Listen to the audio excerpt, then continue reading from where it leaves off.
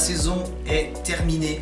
Il ne reste plus qu'un match, la finale, la grande finale qui arrivera dimanche 26 avril, 14h.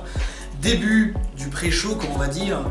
Un gros match quand même, quand je regarde les noms des finalistes. Alors, ce que j'ai aimé sur cette édition de l'ABC, c'est tout d'abord l'invitationnal. Je dois avouer que c'était très très sympa dans cet invitationnal, ce show match avec les youtubeurs, parce que c'était en quelque sorte une première reconnaissance depuis le temps qu'on organise cet event.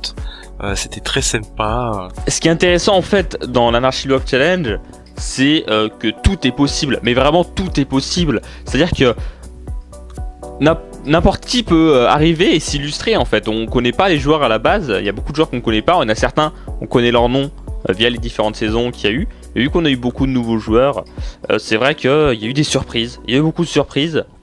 Et ça fait plaisir, ça fait vraiment plaisir de voir des noms s'illustrer, puis ça rentre vraiment dans cette idée de compétition, d'e-sport sur Minecraft. Essayer de médiatiser un petit peu les joueurs, de les faire connaître, de faire monter un petit peu cette hype autour d'eux. Deuxième chose que j'ai vraiment kiffé, c'était les moments de suspense, les moments de rebondissement qu'il y a eu dans certaines games, pas forcément uniquement que les qualifs qui étaient de très très haut niveau, mais aussi sur certaines sélections, les monuments faits à la dernière seconde, quand on n'y croit plus, le gars il sort de nulle part, il arrive à choper la tête et il la ramène dans des temps records. Donc ça, j'avoue, c'est des moments uniques. Les moments peut-être un peu plus rigolos aussi, de chasse des zombies pigmen dans le Nether. Donc ça, j'avoue aussi très très rigolo. Des moments très très épiques, des fights et des choses comme ça. Donc voilà, donc des choses que j'ai kiffé sur cette édition. Il n'en manque vraiment pas. Le jeu arrive à une certaine maturité. Et que voilà, on va arriver à finir par trouver un équilibre sur ce mode de jeu et faire en sorte que plus ou moins toutes les parties soient équilibrées dans l'avenir. De toute façon, c'est le but. Deuxième chose, un pronostic pour savoir qui va gagner dans cet ABC. Alors moi, je placerai un billet sur 77 Perrier.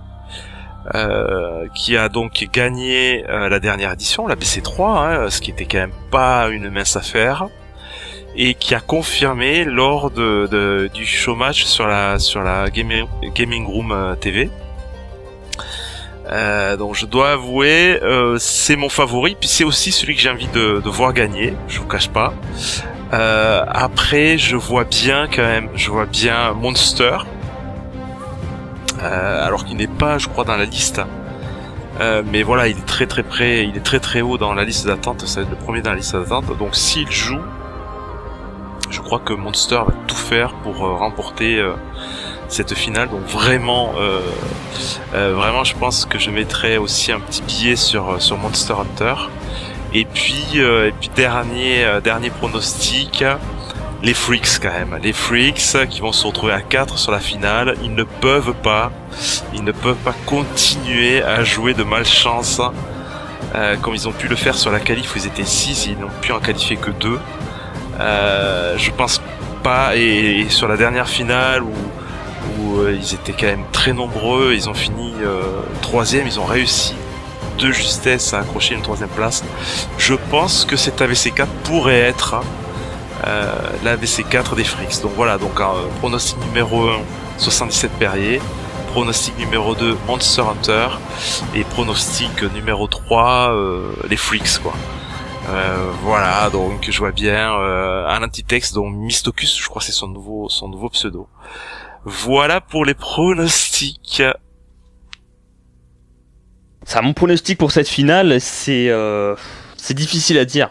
C'est vachement difficile à dire parce qu'il y a énormément de niveaux. Il y a Perrier qui est très fort, qui a encore fait ses preuves lors de l'Anarchy Block Challenge Gaming Room. Il y a Lioche et Diz qui m'ont énormément impressionné lors de la deuxième qualification.